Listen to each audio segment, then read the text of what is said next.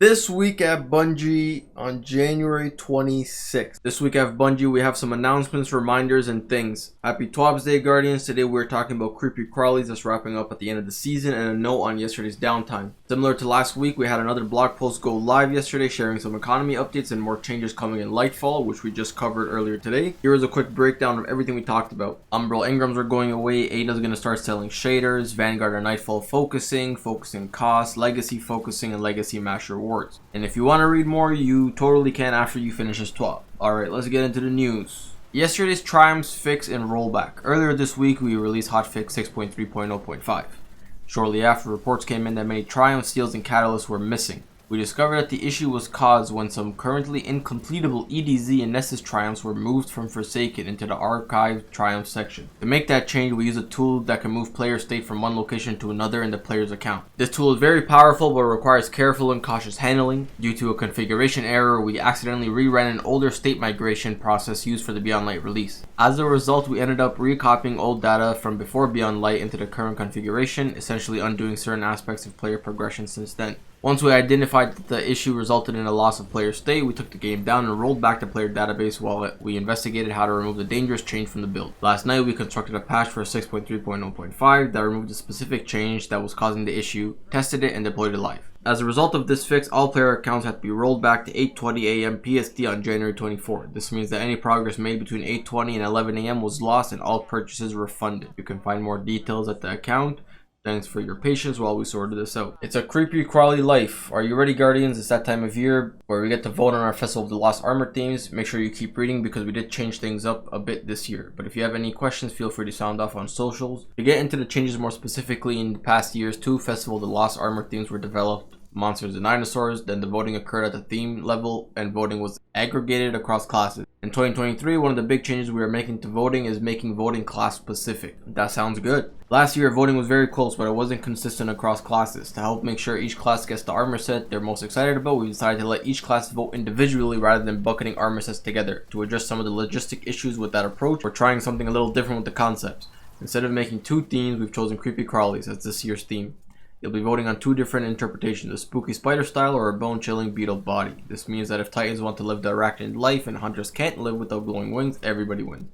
Alright, here are the 2 photos. I think Hunter and Titan look the best across both, and Warlocks just sort of like, feel like they kind of got the shaft on both ends here. But I think for Titans, I really like the spider look, and Hunter looks good in both. The glowing wings actually looks really good, and I like the spider legs at the back for the cloak. I'm not really a fan of the Titan Beetle, but just because the spider Titan looks way better, and for Warlock, I don't really know. Maybe you guys can let me know in the comments which of the Warlocks looks the best. How you vote is changing a little bit as well as to accommodate these updates. If you signed up for emails via your Bungie account, you'll receive an email allowing you to vote for your primary class. For example, if you're a Hunter main, you'll receive a Hunter email. We know a lot of you play more than one class, and others haven't been able to receive our emails for one reason or another. If you're in one of those 2 groups, we have a solution for you as well. We'll have a separate voting link where you can submit your votes for your secondary class or your primary if you didn't get that email. These votes will be blended into the same pool as the others. Lastly, we have a quick disclaimer. These are draft concepts. While we don't plan on changing them, we reserve the right to do so. We're saying this because if our art team comes up with an awesome way to make them even cooler, we want the flexibility to make those changes. They're masters of their craft and we want to leave them the space to do what they do best. I mean, I play all 3 pretty consistently, so I hope I get an option to choose for all 3 classes, but I mean, it doesn't really matter.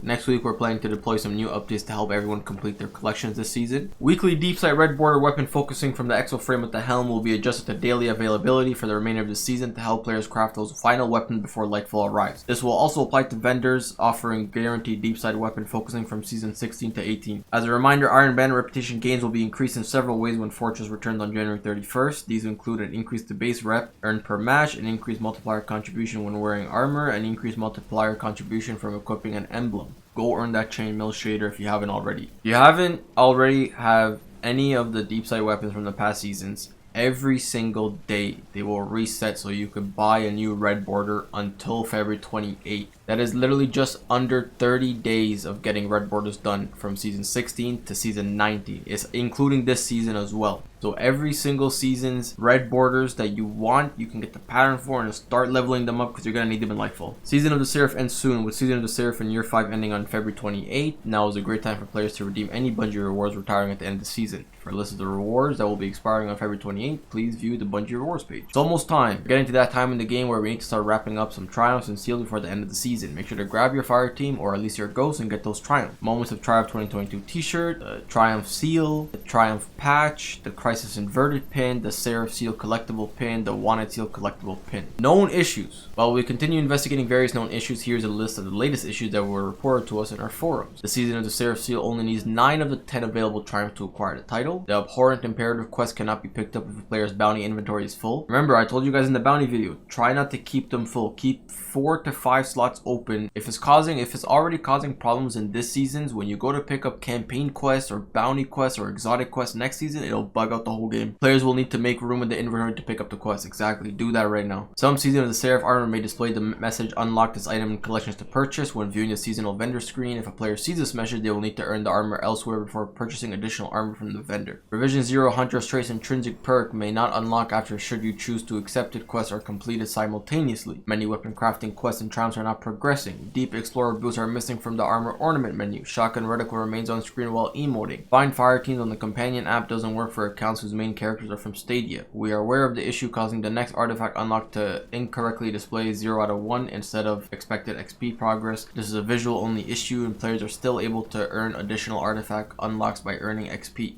And there you have it, the final Twab in January. I have absolutely no idea how this month went by so fast, and goodness, that means we are really close to Lightfall. Okay, we'll let you get back to the game. Guardians, before you do, here's a reminder to get those triumphs wrapped up and make sure you're following the D2 Twitter account. We hope you get to sit in the sun puddle soon. Also, there's another known issue which they have released on Bungie Help on their Twitter account. As per the hotfix that happened this Tuesday, I think it was 6.3.0.5, you should have been able to grab all your exotic glaives if you already had acquired one via the evidence board in the Enclave. Since that patch came out, the game has been a bit buggy and they're still investigating the issue for the evidence board and why you cannot claim your other glaives. So stay tuned on that. Hopefully that should be fixed, and if not, it should be fixed by next Tuesday. That is about it. I hope you guys enjoyed the Twab. We have a lot of changes coming, and make sure to save up your legendary shards because we're going into a recession, boys.